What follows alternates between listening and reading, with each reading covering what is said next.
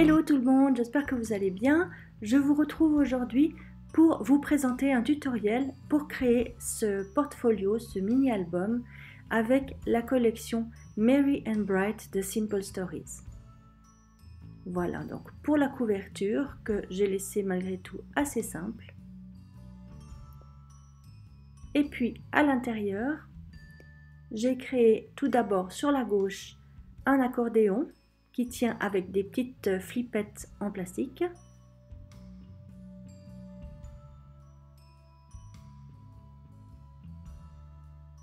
Donc c'est un accordéon où il y a 4 places. La première, donc je l'ai déjà décorée avec une carte Project Life de la collection. Et puis donc ici on a une place photo sur laquelle donc j'ai mis simplement un chipboard. Je l'ai collé à moitié pour que la photo puisse se glisser en dessous.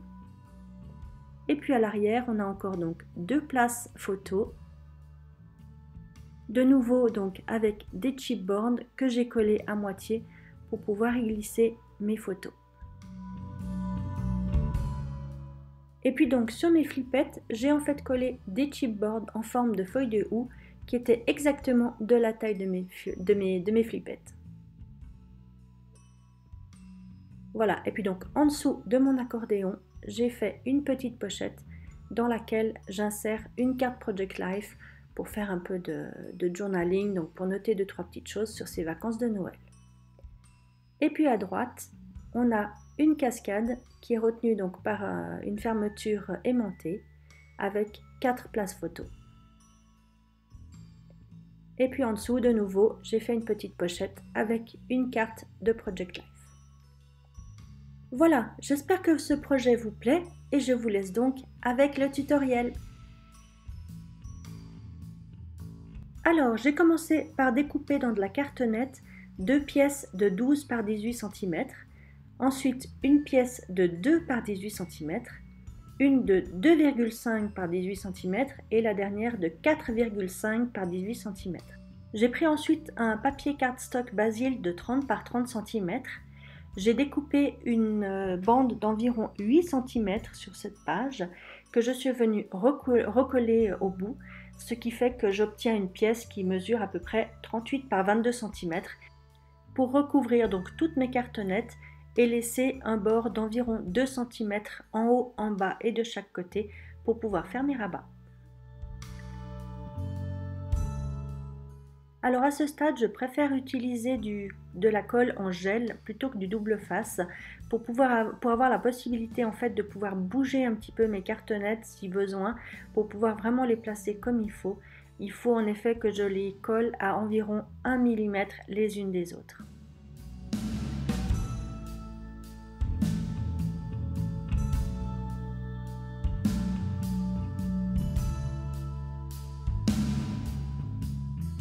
Ensuite, je vais venir couper les angles, donc je ne coupe pas à ras de la cartonnette, je laisse environ un petit millimètre de papier dépassé. Et puis, je vais gentiment commencer à travailler donc mes rabats, à gentiment m'aider aussi de mon plioir pour les rabattre. Je vais tout doucement pour éviter de déchirer mon papier.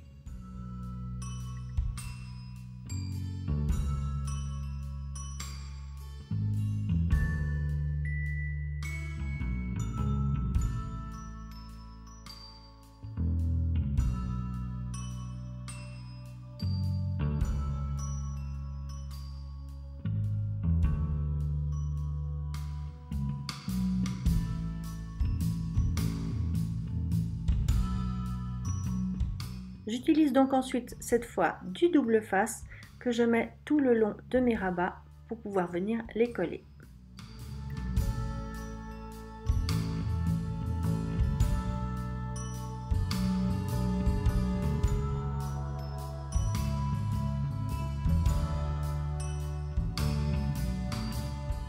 Donc à ce stade, je vous conseille vraiment de très gentiment plier votre papier, d'y aller tout doucement pour éviter de le déchirer.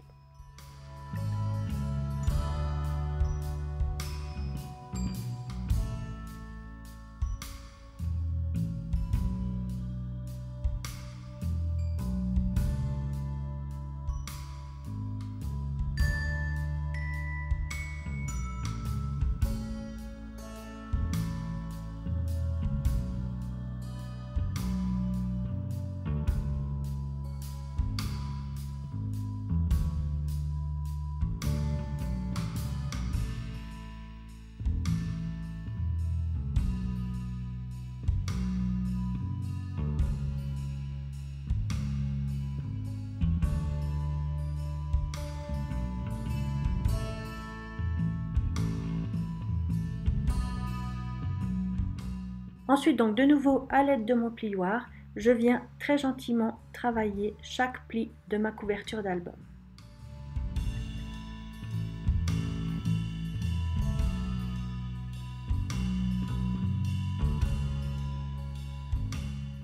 Alors ensuite, je vais prendre du papier de la collection pour recouvrir l'intérieur de ma couverture, comme ceci. Alors, les premières pièces, donc elles vont recouvrir les tranches de mon album. Cette première pièce mesure 17,5 cm de longueur par 4 cm de large. Et puis, cette deuxième pièce mesure donc toujours 17,5 cm de long par 4,5 cm de large.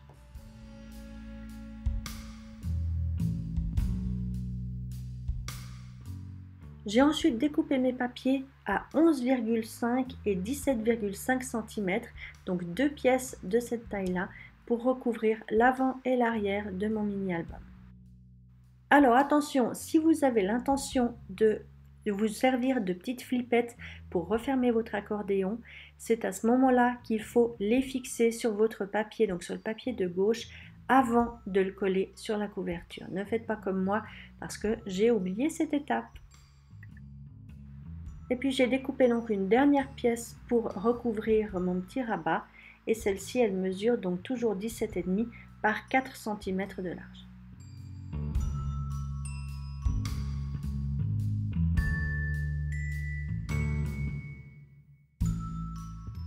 Voilà, donc de nouveau ensuite à l'aide de mon plioir, je viens retravailler chacun des plis très gentiment.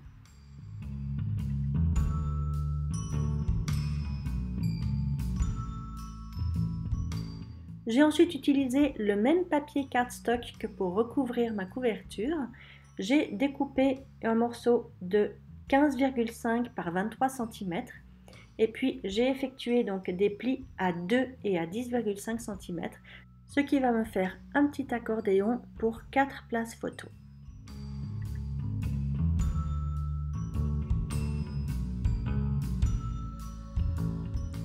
Je vais ensuite créer ma petite pochette. Pour ça, je vais découper un papier qui va mesurer environ 9 par 20 cm.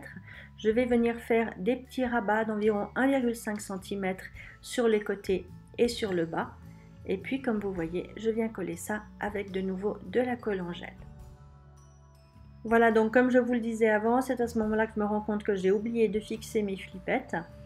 Donc, je vais prendre mon cutter de précision pour pouvoir soulever le papier et ainsi donc utiliser des tout petits brads pour fixer mes deux flippettes en plastique.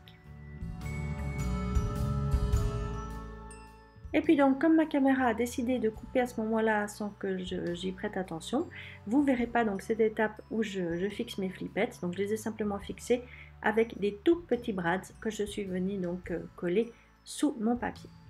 Et puis donc j'ai arrondi les angles de mon accordéon ainsi que de la petite carte qui va venir donc dans cette pochette.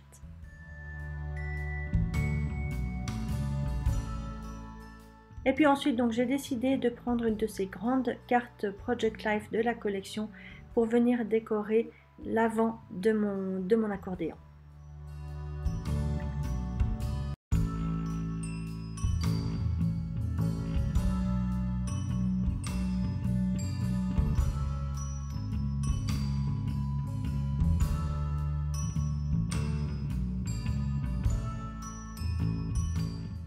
Ensuite, donc, je vais venir découper toutes les pièces pour former ma cascade.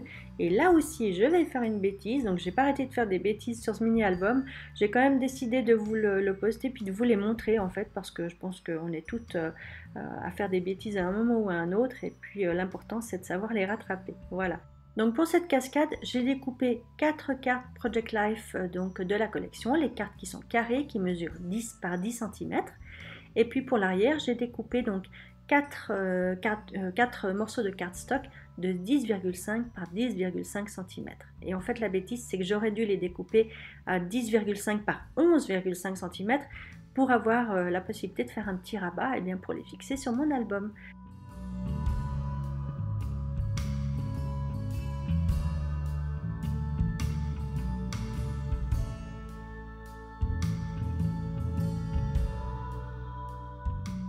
Voilà, donc pour rattraper ça, j'ai découpé 4 petites bandes de papier qui mesurent 10,5 cm x 2 cm. Je les ai pliées en deux et puis donc je suis venue les coller sur chacune de mes petites pièces de cascade comme ceci. Et comme je colle ensuite donc la carte Project Life par-dessus, et bien au final on ne verra pratiquement plus rien. Donc c'est ça l'avantage aussi du scrapbooking, c'est qu'on peut assez facilement camoufler nos petites bêtises.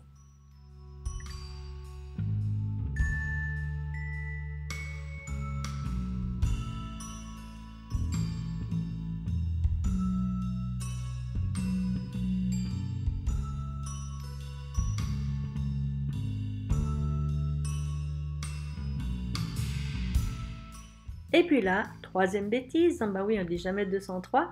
Donc en fait, comme j'avais décidé de faire une petite fermeture aimantée, et bien sous cette carte Project Life Holidays, j'aurais dû coller mon petit aimant, ce que je n'ai pas fait. Donc eh bien, je vais venir rattraper ça un peu plus tard.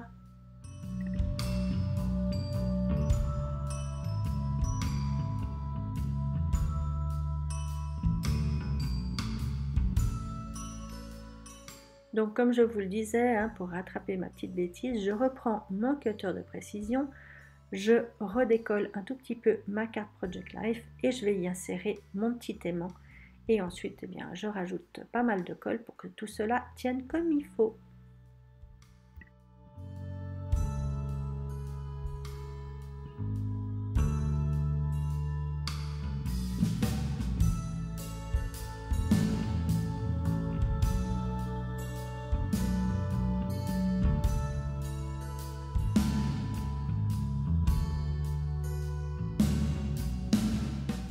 Voilà, donc je viens coller ensuite ma petite cascade.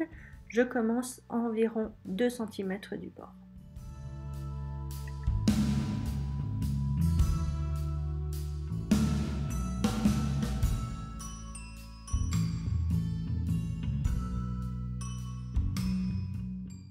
Et puis donc pour ce tuto, j'ai vraiment galéré parce que comme vous allez le voir, il manque de nouveau un petit bout du tuto. En effet, bien, ma caméra a de nouveau coupé pendant que je crée la pochette qui va donc sous ma cascade ainsi que la petite fermeture aimantée. Donc pour la pochette, j'ai découpé un papier qui mesure 12 par 6 cm. Et puis comme pour la première pochette, donc j'ai marqué des plis sur 3 côtés à 1 cm pour pouvoir donc faire mes petits rabats. Et avant de coller ma pochette, je suis venue coller donc ma fermeture aimantée. Donc pour ça, j'ai découpé un papier de 3 par 10 cm. J'ai de nouveau plié un petit rabat et je suis venue coller ça sous ma pochette. Voilà. Donc là, j'ai déjà collé le petit aimant donc sur ma fermeture. Et pour le camoufler, j'ai pris un des chipboards, donc je trouve trop mignon, hein, ce petit chipboard avec un petit renne. Et puis donc ils sont autocollants, mais j'ai quand même rajouté de la colle pour être sûr que ça tienne bien. Et je suis venue donc coller ça sur ma fermeture aimantée.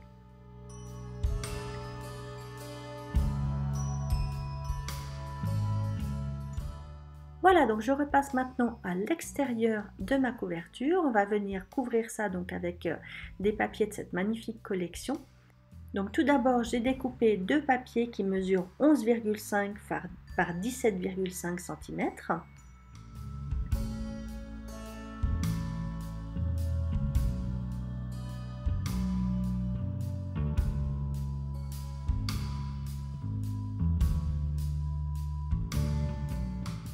Et donc pour couvrir le rabat, mon papier mesure 9 x 17,5 cm.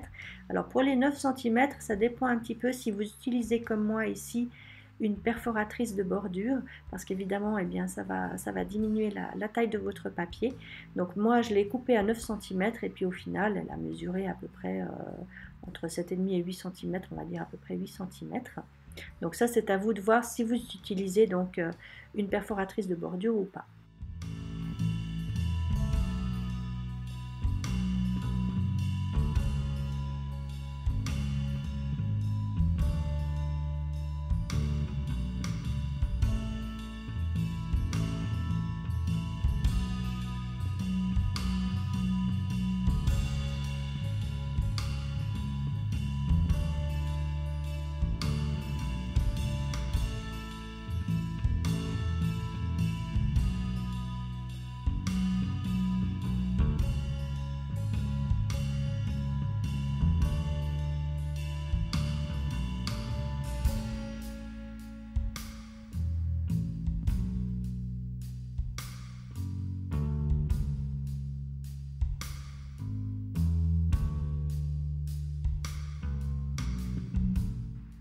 On va passer ensuite à la fixation de la fermeture. Donc ça, c'est une fermeture en laiton que j'avais commandée il y a un petit moment chez AliExpress.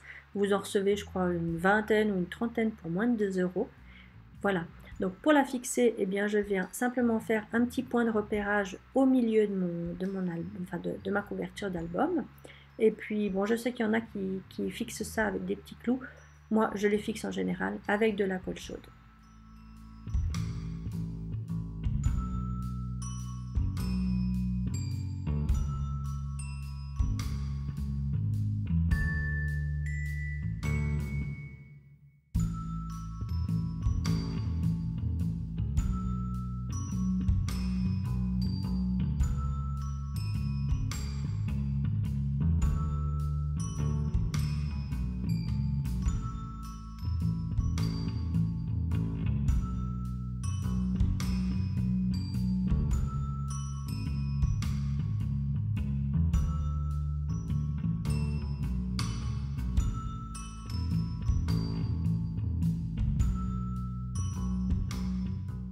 Et pour terminer, je vais venir coller un papier de 2 cm de large x 17,5 cm de long sur la tranche arrière de mon album.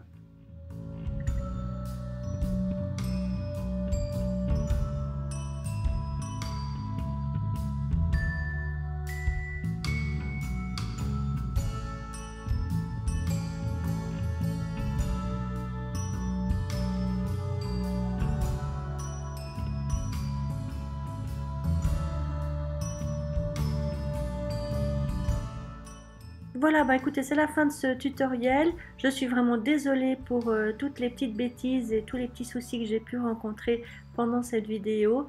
J'espère malgré tout que ce sera assez clair pour vous et que ça vous plaira.